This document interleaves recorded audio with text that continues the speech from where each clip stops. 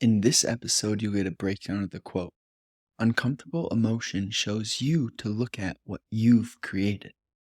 Welcome to Energy Alignment for Entrepreneurs, the podcast helping high-performing online entrepreneurs balance emotions so you can stop feeling empty inside and be free from anxiety and stress. I'm your host, Justin Inglis. Here we go. 3 things you'll discover today. How to stop giving away your life force and vitality. Why it's a gift to notice you are emotionally empty. And what to do if you're trapped in a draining lifestyle vortex. Now, we'll start with the quote. Uncomfortable emotion shows you to look at what you've created. We'll look at the metaphor of a tunnel, right? I know you've heard that idea of tunnel vision. And then, what if you're not in the tunnel?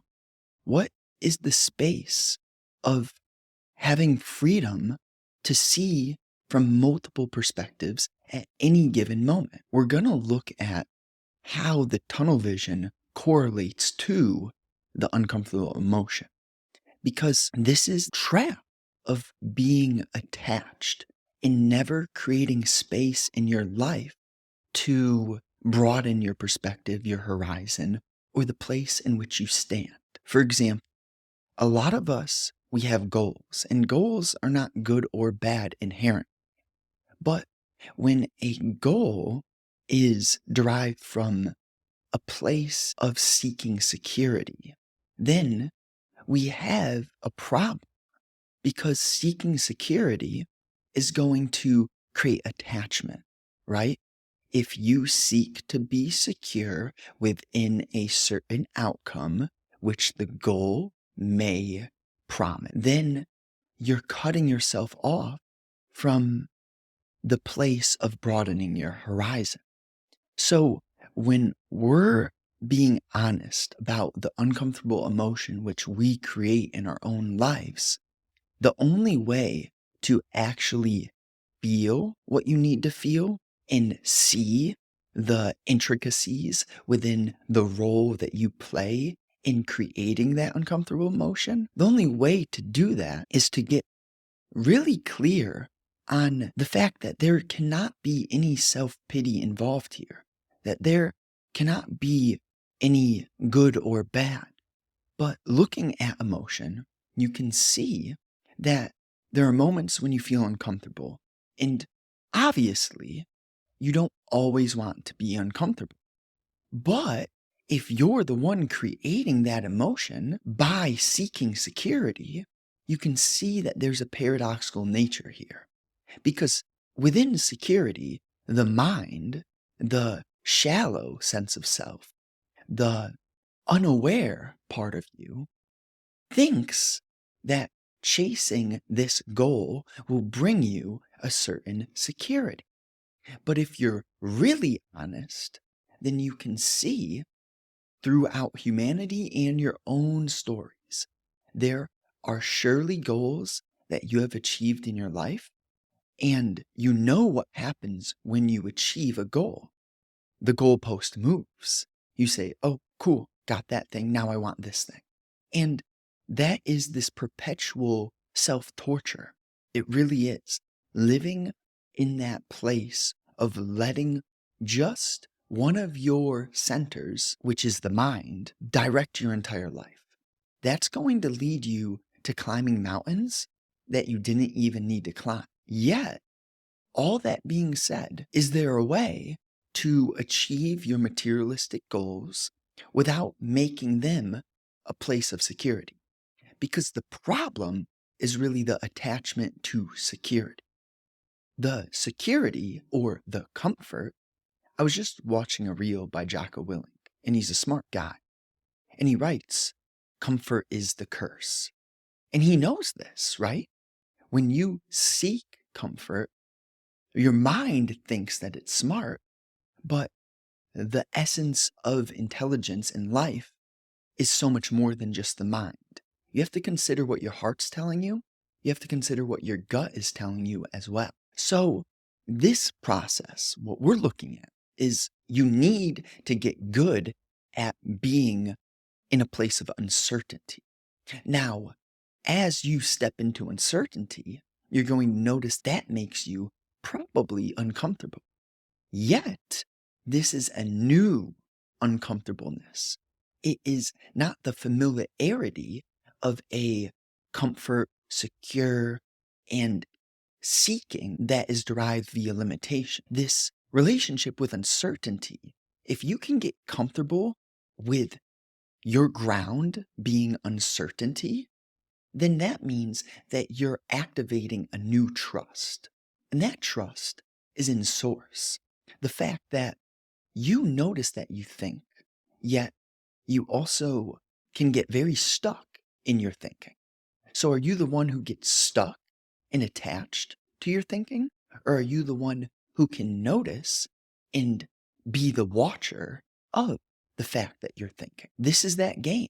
And the only way to connect to source, to start to flow in your life, and to reach new levels of expansion internally, and then you'll also see a external energetic change through that consciousness expanding. As you do this work, you realize that the mind in its seeking of security is actually the thing which cuts you off from the only real security in life. The only real security is being strong enough to stand firm in uncertainty. And this ignites in you, and you begin to see, oh, so this is all about trusting something that is beyond me to guide me. That's how the greatest of lives are built. Please don't believe me there.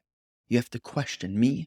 You have to look at what I'm saying and look at your own mental cognitive reactions to what I'm saying. If you just blindly accept what I say, then there cannot be any learning, because that's the mind.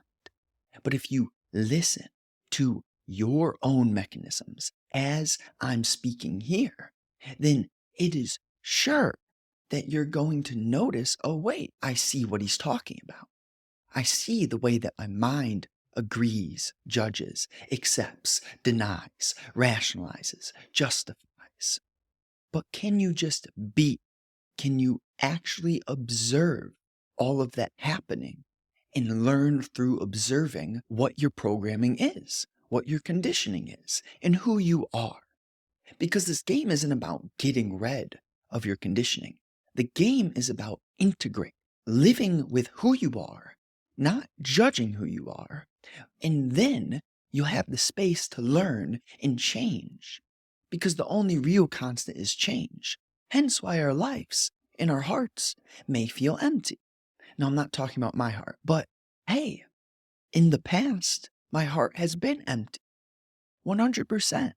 And we all, I'm not saying it can never happen to me, but I am sharing with you that this is the truth. And whether you see it or you don't, that doesn't change the facts of the truth. As we walk through that quote, we'll go through the three things, right? How to stop giving away your life force. And if we keep this real simple, you do the work which I've just laid out there, that blueprint. But to stop giving away your life force on a real simple level, there are going to be actions which make you weak. Then there are going to be actions which make you strong and aware and in tune. And it's going to take, how do I put it? You're going to need to be extraordinarily precise, sharp, and honest with yourself so that you can see and change the actions which create the weakness. Because that's just irrefutable. There are certain actions which create weakness. And I can't tell you to stop doing something. It doesn't work like that. But I can share with you so that potentially you notice the role you play in your own weakness. And then you question that, right? One of Alex Hormozi's very simple questions, which I resonate with, pretty much, does this get me toward my goals?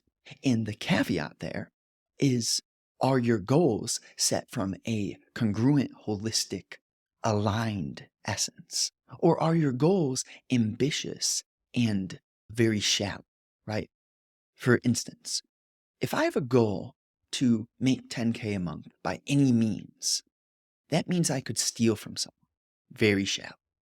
It's useless. But if I have a goal to live my life and let the thing which is beyond me guide me toward sharing the message on my heart and building in with the tides which wisdom shows me, then that is a much different way of creating a foundational goal. And to play, it's important to uproot where you're standing. And if we have a goal, that's why I said it's not good or bad inherently, because who knows? Where did that goal come from? What's the root of that goal? That's super fundamental in asking a question like, does this goal get me toward, or does this action bring me toward said goal? Because if the goal is nonsense, then the question of does this action bring me toward the goal? But I like the question because it's simple. It's 1 + 1 = 2, right? We can give you a simple example here, right? If you are to have a goal to gain muscle, it's not anything complicated. Of course, your internal self-talk does affect this. But besides the internal self-talk and the awareness, if we make it real simple, that means that not eating the protein that you need to consume to gain the muscle, that doesn't lead you toward the goal, right?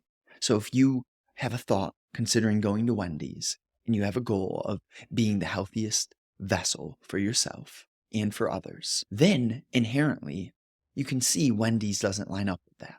Very practical right there. Now, why it's a gift to notice you're emotionally empty. It really takes a moment of pausing, right? Not resisting the emptiness, not judging the emptiness, not asking, why did this happen to me? But just sitting with the fact that you're emotionally empty. Then you'll have the insight to see the role and actions that create that weakness. And then the weakness is labeled being emotionally empty. But simply put, it's really, am I taking actions which refuel my energy, clarify my energy, and filter so that I can do what I need to do with the precision that it needs to be done with, right? If you're strong, that's all going to happen. And the strength is not like willpower, it's inputs and outputs. And at the same time, it's surrendering. It's not the opposite of willpower, right? Because it takes willpower and awareness to notice that your trying, your effort, your discipline, your force gets you not what you need. It may get you what your mind thinks it wants, but then that's that essence of you climbed the mountain. You got to the top of the mountain and you're still empty. So obviously that wasn't the right mountain to climb. That being said, sometimes that has to happen. If the awareness isn't there before you climb the mountain, maybe once you get to the top and still feel empty, then you'll have that awareness to say, maybe the dude on the camera, speaking metaphorically, is not just full of himself, right? Maybe he's saying something that is actually from the deepest place. What to do if you're trapped in a draining lifestyle vortex? It's really hard if you are stuck in blaming others or avoiding looking at yourself. Those are the biggest two components which keep you trapped in a draining lifestyle vortex. But if you can get over the self-pity and the avoidance of taking responsibility for your actions and for the hand that you were dealt in this life, you are surely going to have the capacity, the energy, the awareness, the honesty to notice, can I keep going this way? And you'll ask those questions. I don't know how much I can keep continuing on this path, right? And if you're really honest like that, you're going to change. It's only inevitable, because then you see the role you're playing. Wait, when I do this, I feel this. There are simple inputs and outputs. But then at the same time, if you're really stuck, like you know you need to let go of something and you still are having trouble letting go of it, that's when you take it to the surrender. You have to learn how to ask what is beyond you honest questions. When you ask something beyond you for help, you surrender. You know that through willpower and strength that you're not going to fix this thing, right? Then, only then, are you creating the space and having the graciousness within your being where you can maybe make that connection. And then when you do that, you may hear what is beyond you. And when you hear what is beyond you, the answers are there. The work is simple. It's not even work at that point. It's just, oh, thank you. I am beyond great. Even if your life isn't perfect, you're still beyond great. Now, recap.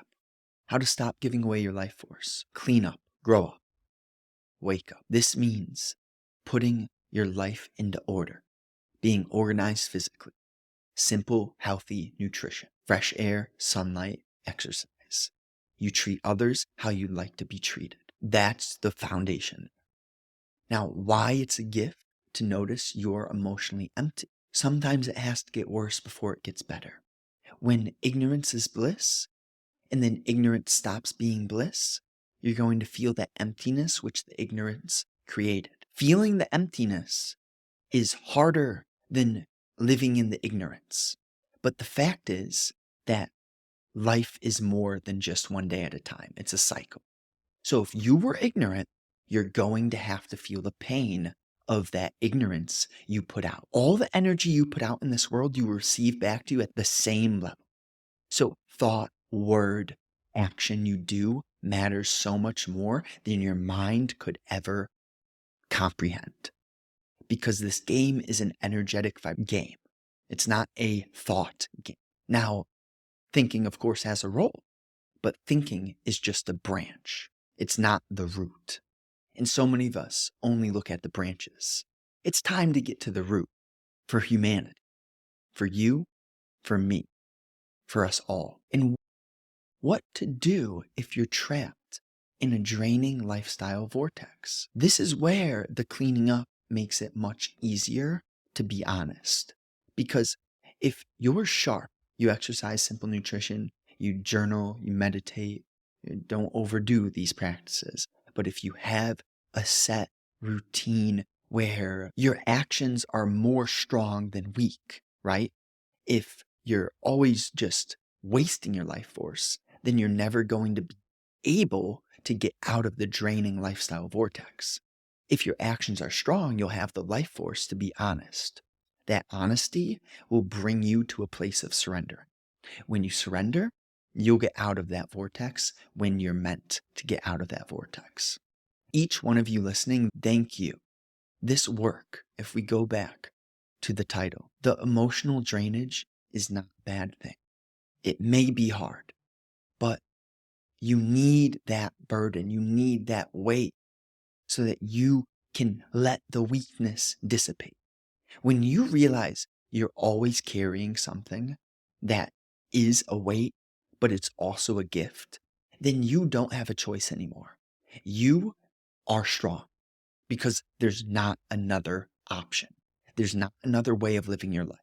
It's a strong, aligned, congruent life because you realize you've been gifted with something heavy and you carry that thing. New episodes are out Monday, Thursday, 10 a.m. Eastern Time. If you want to learn more, check the link in the description below. You'll get premium 5-minute journaling prompts. It's a blueprint so you can be free from anxiety, stop feeling empty inside, and balance your emotions.